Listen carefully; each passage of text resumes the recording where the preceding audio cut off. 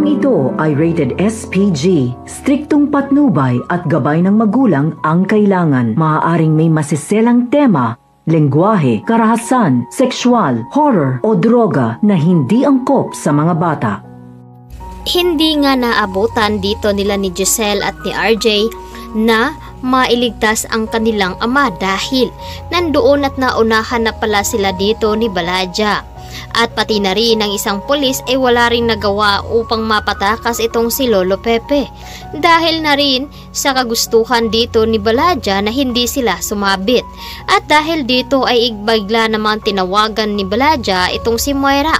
At nalaman nga dito na sinusundan siya, kaya naman mas maigi na tatapusin na lamang nila ang buhay dito ng matanda upang hindi na nga sila dito madamay at hindi na ito makapagsalita dito kina RJ at Giselle. Kaya naman huli na nung dumating ang mga pulis dahil naunahan na nga sila. Agad naman inutusan ni Baladja itong matanda na magkalot nga doon ng isang lupa upang mapaglagyan sa kanya. Humihingi naman ito ng tubig dahil nauuhaw na nga ito, ngunit hindi naman siya dito binibigyan dahil tatapusin rin naman nito. Nagmamakaawa ito na huwag siyang tapusin. Kaya naman labis ang iyak dito ni RJ at ni Giselle nang makita nila na wala nang laman ang warehouse na pinaglalagyan dito ng kanyang ama. Kaya naman itong si Zoe ay tumatawag dito kay Moira upang mapigilan ang kanyang plano dahil nais na nga nitong tapusin ang buhay dito ni Lolo Pepe. Ngunit ayaw nga dito ni Zoe dahil lolo niya pa rin iyon at naaawa siya dito. Kaya naman itong si Annalyn ay napatawag dito kay Lynette.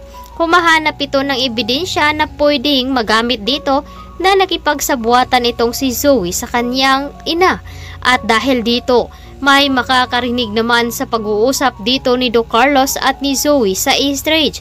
Kaya naman nagkaroon ng pagdududa itong si Annalyn na hindi lang si Moira ang may kapakanan, dahil nga kasabuat nga dito ang kanyang anak na si Zoe. Sabi naman dito ni Lynette na kailangan makahanap sila ng matibay na ebidensya upang maituro nila itong si Zoe. Kaya naman nagmamadali itong si Annalyn na tawagan ng kanyang ama upang ipaalam dito na sangkot si Zoe dito sa pagkidnap dito kay Lolo Pepe. Kaya naman dali-daling tinawagan dito ni Zoe itong si Moira, kaya nagalit si Moira dahil tinatraidor siya dito ng kanyang anak. At buti na lamang ay hindi na lamang daw siya nito tinulungan dahil parihas nga silang mapapahamak. Ngunit hindi kakayanin dito ni Zoe na mawala itong si Lolo Pepe dahil nagiging mabait ito sa kanya.